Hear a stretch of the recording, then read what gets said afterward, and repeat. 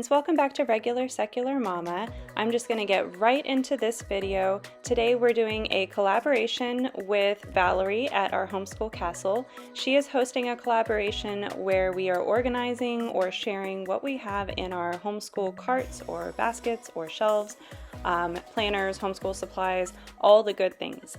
So today what I'm going to be doing is having you kind of follow along as I swap out the books and things, whatever I have stored on my homeschool room shelves.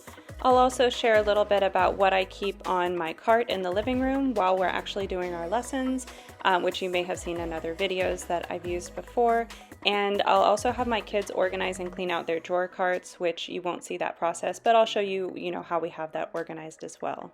The last time I shared a kind of how I organize my homeschool stuff video, we were actually in an RV. So this is a big change from our RV. In that video, I showed how I was able to maximize such a teeny tiny space.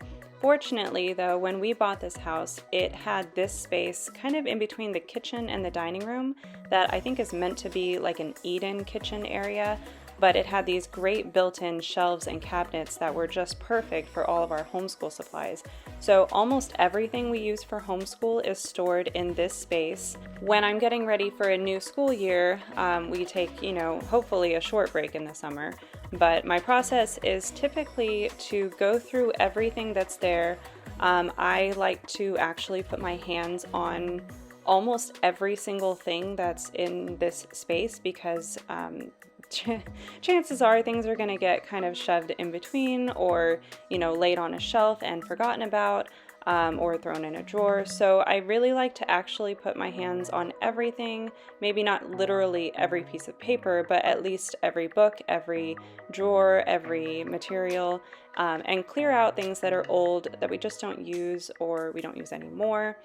Obviously, I also like to clean the shelves as I go through things and move books around and wipe things down really well.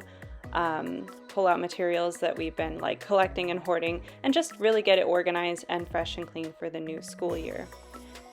So we got to play around a little bit with our space over this past school year. Since we moved in, we did spend a whole school year here in this house and kind of got used to how things were set up and how we like to have things, in our house. I prefer to have things as much within easy reach as possible. I really prefer things to be out of sight and to have my space visually uncluttered.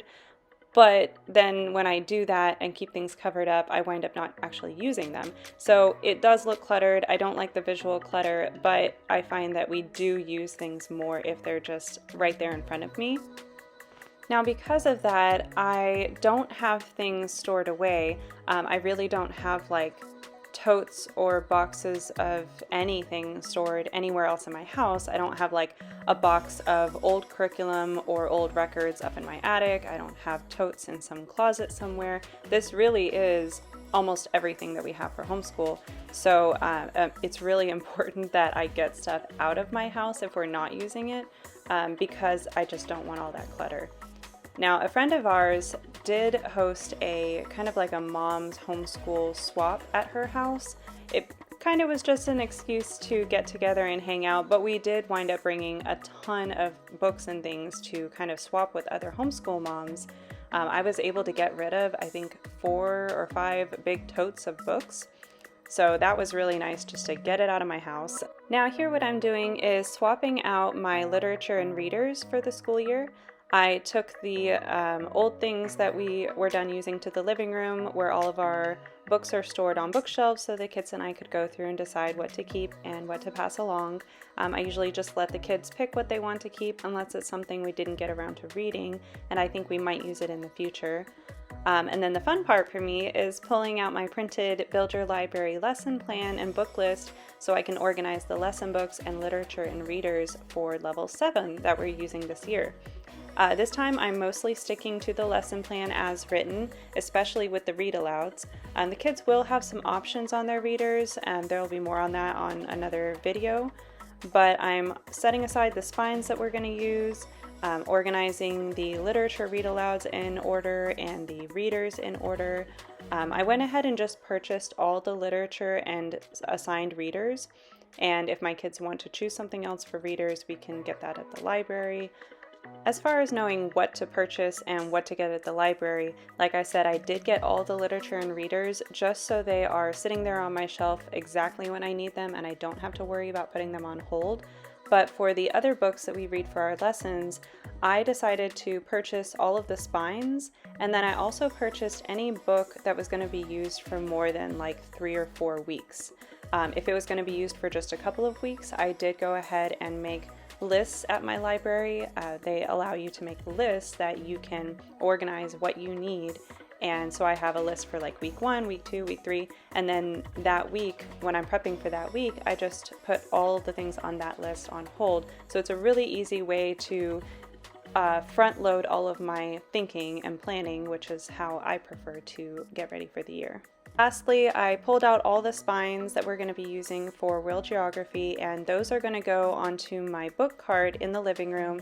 It lives next to my couch where we usually do most of our read aloud lessons, unless we have a puzzle going, of course. And then I finished by sorting all of my kids' workbooks and things that they're going to use for their individual stuff up on this top shelf. Okay, so apparently my phone stopped recording at some point.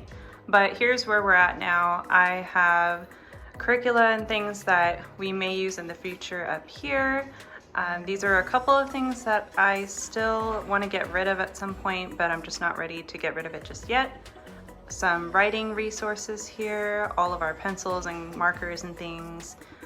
In the middle here, I have the things I grab most often. So these are like teacher books that go along with curriculum that I may need to look at for answers. These are some other things that we don't use every single day, but we will use occasionally. Up here, I have the kids' student books. Some of them are the school nest notebooks that they're gonna decorate the first couple of days of school, and some of them are just workbooks to go along with things like math and science. And then over here is some art and poetry resources. And down here, these are the things that are gonna basically stay here all year. I have our geography or world geography books that are assigned in lessons, but not spines, that we'll use throughout the whole year. And this stack is science lessons for zoology that, again, are not spines. And then down here, these are all the literature read-alouds we're gonna do with Build Your Library Level 7. And then these are all of the assigned readers.